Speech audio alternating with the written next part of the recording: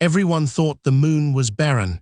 They were profoundly mistaken. For weeks in the summer of 1835, New York City, and indeed much of the Western world, buzzed with an extraordinary claim. Life had been discovered on the moon. Not just microbial life, but fantastical creatures, lush forests, and even intelligent beings. This wasn't science fiction. It was presented as verifiable fact, published in one of America's most prominent newspapers. The stakes were immense. If true, it would redefine humanity's place in the cosmos, shatter theological dogmas, and launch a new era of scientific exploration. The public, starved for wonder and primed by recent astronomical discoveries, devoured every word, unaware they were being drawn into one of history's most audacious journalistic deceptions. Our story begins in an era captivated by scientific advancement. The early 19th century witnessed rapid progress in astronomy, with increasingly powerful telescopes revealing previously unimagined details of the celestial sphere. Sir William Herschel and his son, John Herschel, were at the forefront of this revolution, meticulously mapping the heavens. John Herschel, a figure of immense public trust and scientific renown, had embarked on an expedition to the Cape of Good Hope in 1834. His mission, to map the southern skies, a vast, unexplored frontier for European astronomers. This real-world scientific endeavor provided the perfect foundation for a fabricated narrative. Meanwhile, in New York, a fierce circulation war raged between the city's burgeoning penny presses. Newspapers like The Sun, founded in 1833 by Benjamin Day, aimed to reach a mass audience by offering sensational, affordable content. They were pioneers in a new form of journalism, often blurring the lines between fact and entertainment. It was in this fertile ground that Richard Adams Locke, a talented writer and editor at The Sun, conceived his grand scheme. Locke, a man of sharp wit and a keen understanding of public credulity, saw an opportunity to both mock the perceived gullibility of the masses and dramatically boost his paper's readership. The hoax began subtly. On August 25, 1835, The Sun published an article claiming that the Edinburgh Journal of Science had reported on Sir John Herschel's incredible lunar discoveries. The article itself was attributed to a fictional doctor, Andrew Grant, a supposed companion to Herschel. The initial reports detailed Herschel's supposed invention of a colossal new telescope, a hydro-oxygen microscope of unprecedented power, capable of resolving objects on the moon's surface as small as 18 inches. This technological marvel was key to the illusion. Over the next few days, The Sun published a series of follow-up articles, each more sensational than the last. Readers were treated to vivid descriptions of lunar geography, basaltic formations, amethyst caves, and vast, verdant plains. The moon, it seemed, was far from the barren wasteland previously imagined. Then came the life forms.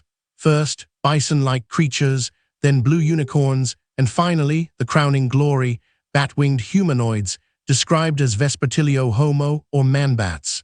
These creatures were depicted engaging in various activities, building temples and socializing in idyllic lunar landscapes. The descriptions were meticulously detailed, borrowing scientific terminology and observational language to lend an air of authenticity. Locke even incorporated details about lunar vegetation and geology, making the discoveries sound plausible to a public with limited access to scientific critique. The public reaction was immediate and overwhelming. The Sun's circulation skyrocketed, reportedly reaching 19,000 copies, making it the highest-selling newspaper in the world at the time.